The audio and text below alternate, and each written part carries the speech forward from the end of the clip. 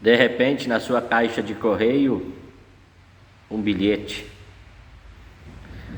Chega no seu WhatsApp, uma mensagem.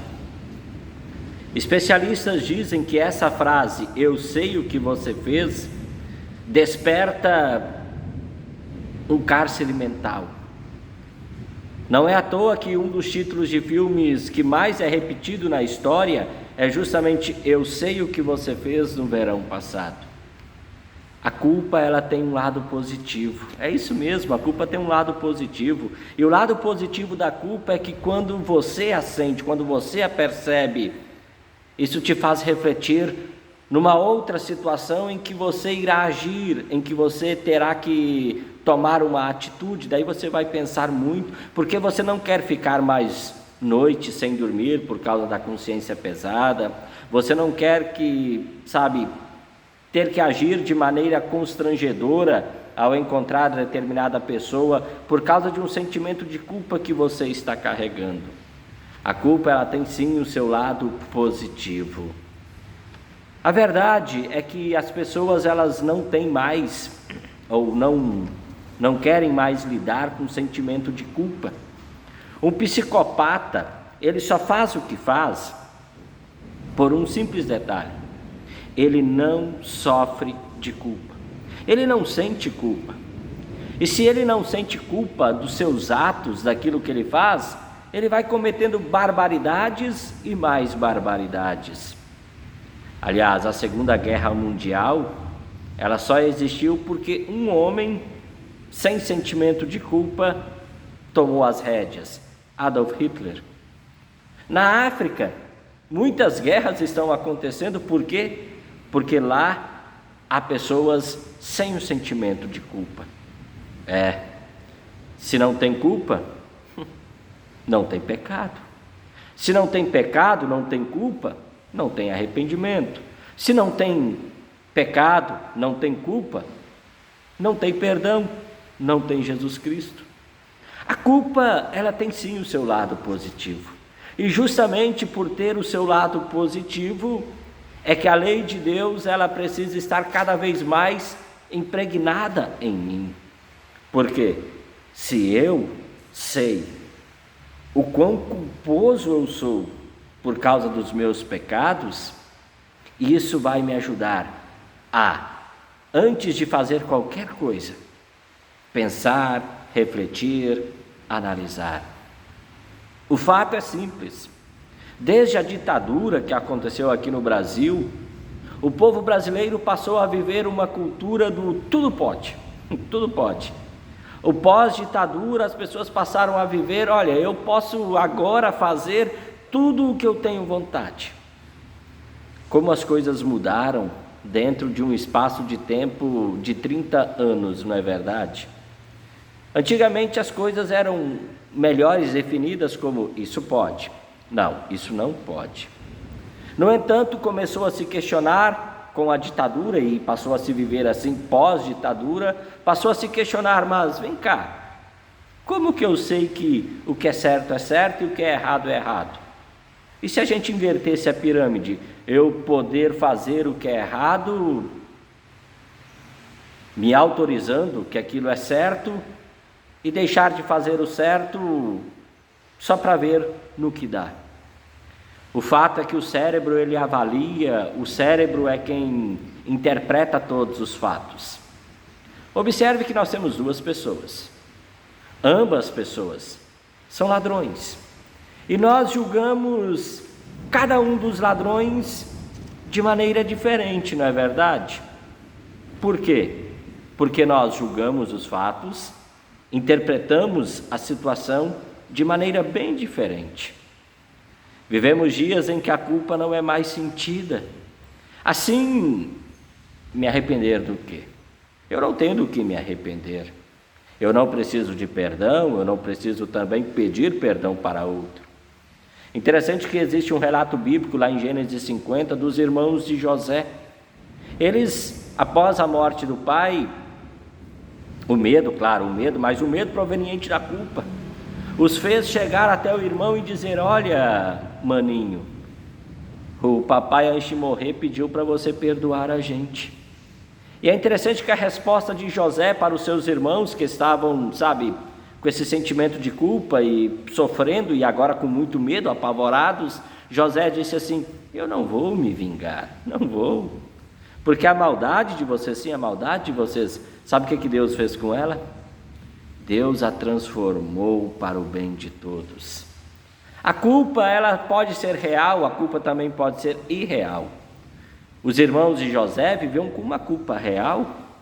O cérebro de José, diferente dos irmãos, fez José avaliar, fez José interpretar todos aqueles fatos à luz da providência de Deus. Aliás, a providência de Deus é o resumo do capítulo 37 a 50 de Gênesis. Muitas pessoas, infelizmente, ainda hoje, em pleno século 21, elas não reconhecem a culpa. Elas não reconhecem a culpa. Nós temos 8% da população que são pessoas maníacas, pessoas que negam a realidade dos seus atos, negam a realidade dos seus feitos. E são pessoas que, de tanto negar a realidade dos seus atos, elas acabam estragando a vida de muitas pessoas. Esse tipo de maníaco que nega a realidade dos fatos, ele vive uma certa falsidade com ele mesmo, fechando os olhos para a verdade, para quê? Para ele mesmo se aceitar, para ele mesmo se tolerar. Essas pessoas, 8% da população, elas passam a viver a sua vida de maneira triste, raivosa, indignada, e acaba desdenhando também do sentimento de outras pessoas. E de repente, do nada, muitas dessas pessoas acabam cometendo suicídio, só para lembrar um fato aí desse Setembro Amarelo. Outra parte da população, 20% da população, não reconhece a sua culpa.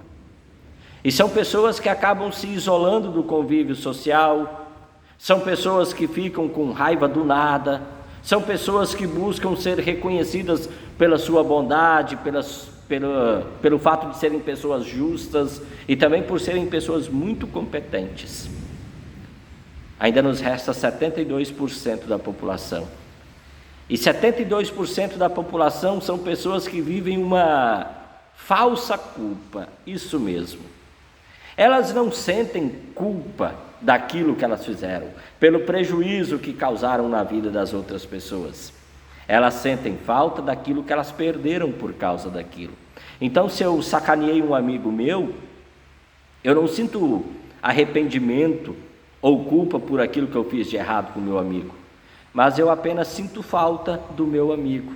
São pessoas que querem ser amadas, cuidadas e protegidas. Dois sentimentos completamente opostos: a culpa e o perdão. O cérebro avalia, o cérebro reflete, o cérebro emite um julgamento. Dois ladrões. Um você julga desse jeito, o outro você julga de outro jeito. Analisamos ambos os ladrões numa perspectiva diferente, avaliamos numa perspectiva diferente. Menos de uma dúzia, menos de 12 pessoas, muito menos, são capazes de perdoar. Não perdoar é sempre um problema na nossa vida. O não perdoar, diria eu, é mais problemático do que a própria culpa. Porque a culpa ainda tem o seu lado positivo, mas o não perdoar, ele gera sofrimento para a pessoa que não perdoa. O não perdoar, ele gera sofrimento para a família, para amigos. Muitas pessoas estão sofrendo por não perdoar. São kamikazes, é isso mesmo, na verdade são suicidas. Eles estão preferindo colocar em risco a sua saúde, o seu emprego, a sua família, os seus amigos, ao invés de perdoar ou até mesmo de pedir perdão. As pessoas que não perdoam, elas já fizeram uma opção.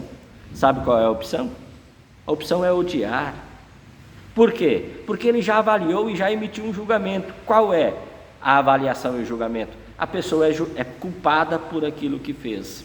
E muitas pessoas, infelizmente, essas são as que mais sofrem, são aquelas que avaliaram, julgaram a situação e dizem assim: eu sou culpada, eu sou o culpado. A pessoa que não consegue perdoar é um ser dividido. Sim, uma metade reconhece o seu erro, sabe e sente-se culpado, mas é a outra metade que diz: está vendo? Esse pecado é imperdoável.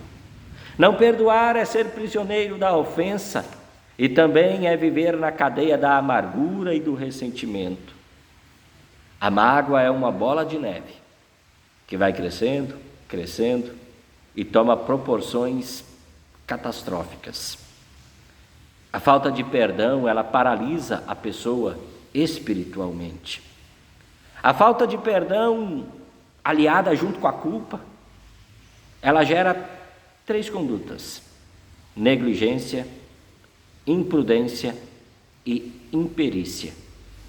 Pedir perdão fere o nosso orgulho, fere o nosso eu. Daí então, quando a pessoa não quer pedir perdão, quando a pessoa também não quer perdoar, infelizmente ela passa a agir de 3 maneiras. Ela fica se autopunindo, ela fica vivendo também uma vida que parece perfeita e ela quer demonstrar essa vida perfeita para muitas pessoas, e ela acaba se tornando uma pessoa muito, muito rigorosa com outras pessoas. Jesus, certa vez, ele pegou uma criança e colocou no meio dos discípulos para ensinar uma grande lição para os discípulos. É tão interessante lembrar desse dado de Jesus, que ele pega uma criança para trazer um grande ensinamento. Uma criança não tem vergonha de pedir desculpa. Uma criança não fica se alimentando de rancor e de ódio, de raiva. Uma criança, quando ela erra, ela sabe pedir perdão. Outra coisa, uma criança quando comete um equívoco, ela chora. Uma criança quando precisa, ela pede socorro, independente de quem seja. Uma criança, ela não tem medo de falar dos seus medos, os mais bobos que sejam. E uma criança sempre pergunta a mesma coisa várias vezes. A culpa. A culpa tem o seu lado positivo, porque a culpa me faz refletir. O problema, aí é o grande problema. O inimigo que anda ao redor, doido, procurando alguém para devorar, ele transforma a culpa que eu sinto. Ao invés de eu ir pedir perdão, ao invés de eu ir buscar o socorro, que é justamente no ato de pedir e de dar o perdão, o inimigo ele amortiza a minha culpa, me levando para uma vida de falsa liberdade. Aí o inimigo acaba me arrastando para o tabagismo, o inimigo acaba me arrastando para situações que parecem ser prazerosas, alcoolismo e assim por diante. E evita o arrependimento, e evita que eu receba o perdão. O inimigo só tem uma ocupação: me aprisionar,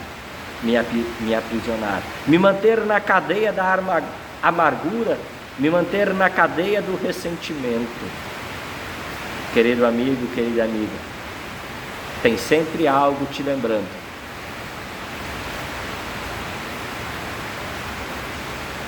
É uma mensagem do nada, mas a culpa, ela não tem a última palavra. A última palavra é aquela que Jesus gritou do alto da cruz: Tetelestai, a obra do perdão já está consumada. A obra do perdão está consumada.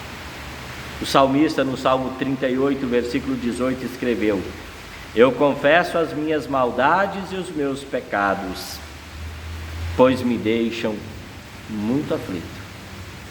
Deus te abençoe.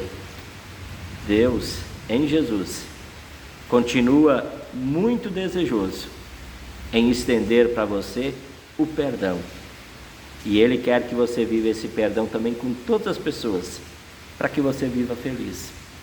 Deus te abençoe, um forte abraço, até uma próxima oportunidade. Tchau, tchau.